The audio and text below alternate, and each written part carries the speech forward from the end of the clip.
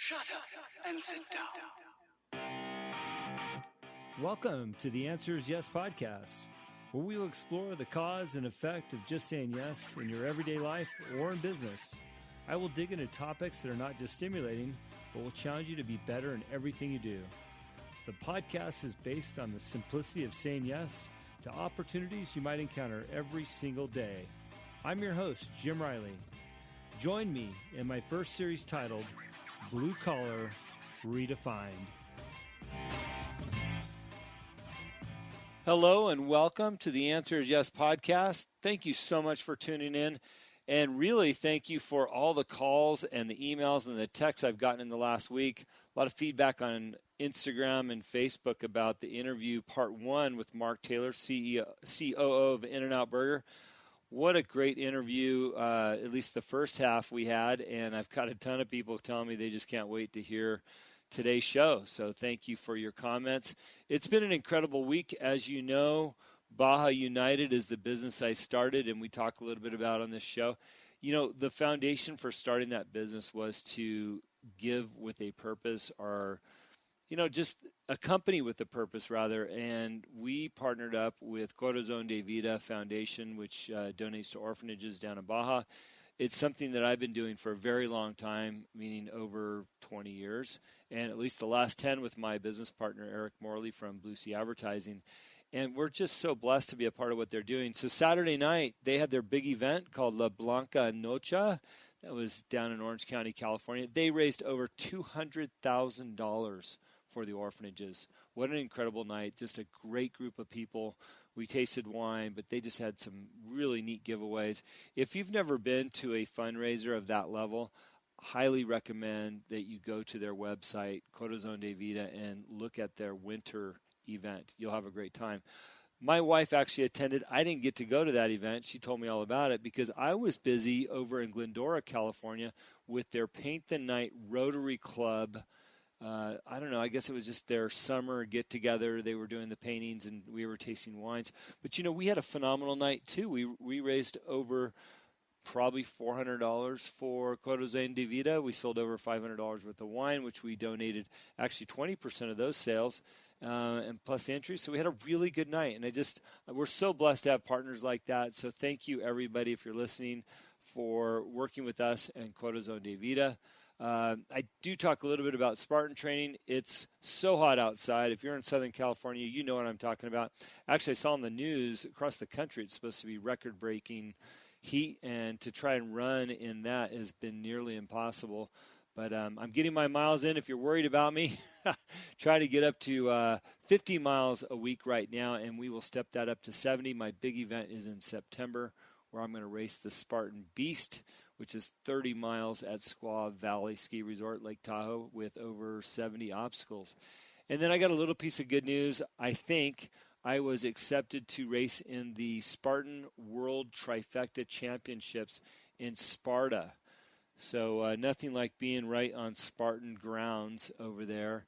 I'm not sure if I'm going to do it yet. It's a big undertaking. I've been training hard for this race. That's in November, so we'll see. But thank you for all your comments, and follow me. I do a Instagram site called Spartan Strong at 50 if you want to check out some more of my training tips over there and what I'm doing in the Spartan world. But in the meantime, let's focus on this podcast because I'm excited to bring part two to everybody today. Mark Taylor. You know, we talked a little bit about my grandfather, Grandpa Jack, and some of the things that he taught us over the years. And I've been getting a lot of calls about investing in Baja United. And as I've mentioned, we're opening up for a second round of investing. It's $5 a share. Minimum investment's $100. You can find information at startengine.com. Just search Baja United. You can certainly text me or what have you, and I'll give you the information. But within those conversations, we were talking about, with a couple investors, about saving for the future and having portfolios. And it just reminded me of something that Grandpa Jack always taught me when I was young, as well as my brothers, is saving for the future. You know, he talked about, hey, you can start a mutual fund, a couple $100, and just put $50 in there a month out of your checking account. You won't even see it. Don't even think about it. And, you know, that man was right. I managed to save a lot of money at $50 or $100 a month over the years in a mutual fund, and now I've got funds set up for both of my daughters since the day they were born. And if you're intimidated by saving money, it's really not that hard.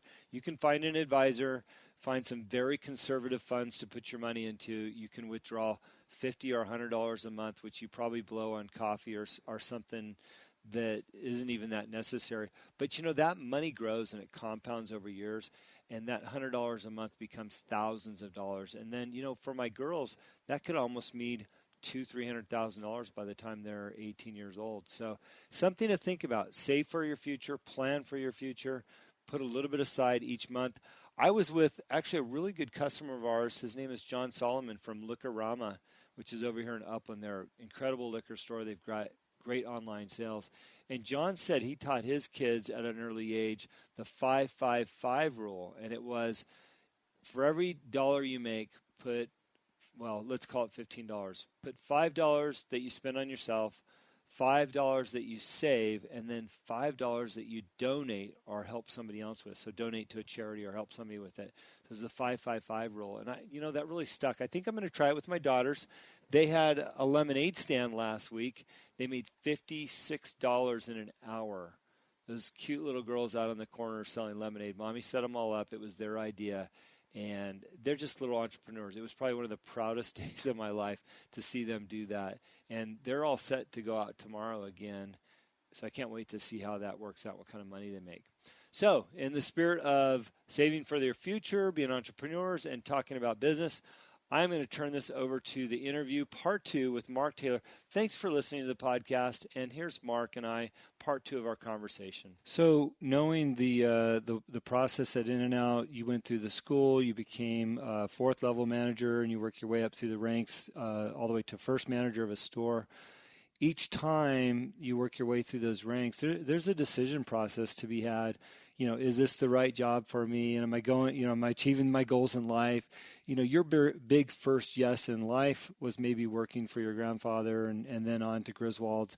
But I would say probably your biggest yes was saying yes to In-N-Out. Absolutely. But it doesn't just stop there. I mean, what did you do for encouragement throughout your early career at In-N-Out to say this is the right place for me? Or how did you decipher that it was the right place for you to stay and keep doing what you were doing?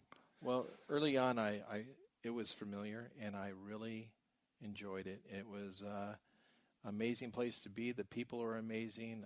They seem to care about you and as a person, and you felt like you were a part of something. And it was those lessons in the early days at In-N-Out Burger that I really understood and grasped and tried to really emulate as I was moving up the company, and to get people to buy into what we were doing and making them a part of something. So it didn't take, I really knew right away. I mean, I knew that I was going to be a store manager. I knew it. I mean, I knew it. I was probably 3 or 4 days in and going, I can do this, and I'm gonna do well at it. Yeah. And I never looked back. And I just if there's anything that's weird about my whole career is I do tell people, I do have panel discussions and everything, and I talk to them about, the store manager job was the best job I ever had. Yeah. It was the most fun. And when you create your own environment, and I'm rehashing this, but when you're in control like that and you place people around you, you get to say, who you're going to work with. I mean, it's powerful. And even at In-N-Out, I think some people miss that sometimes, that they might be struggling at their store or whatever, and it's like, hey, you got nobody to blame but yourself. Yeah, take ownership. You own it. Yeah. You're doing the hiring here. So yeah. Who are you picking? Yeah. And why? So yeah. Interesting. So you became a store manager, best job of your life. Then eventually you were offered the position to move up. Yes. Easy decision for you? Oh gosh, that's actually wow. I had a little bit of a problem with it. So I become a DM, and I'm excited to do the job, and I never really saw myself as a DM so much in the very beginning. Mm-hmm. And the people that were divisionals for In-N-Out Burger were very iconic, and these people went on to work there for 50 years and things like that. And these guys were really special, and you just don't see yourself being one of them. Yeah. Well, here I am, I'm not at 50 years, but here I am like 34 years, and it's like, wow, where has the time gone? But I just I took on the job and I accepted the offer. And one thing interesting about that was I was lost in the job a little bit because I wasn't doing what made me successful. Mm-hmm. I was doing the job of a DM, but really what I began to do is, I started to work and develop the people, the managers of these stores. And once I started doing that and having classes and workshops for them, that's when I realized I was back in where I belonged. I was making people better. And that's when things really got exciting again.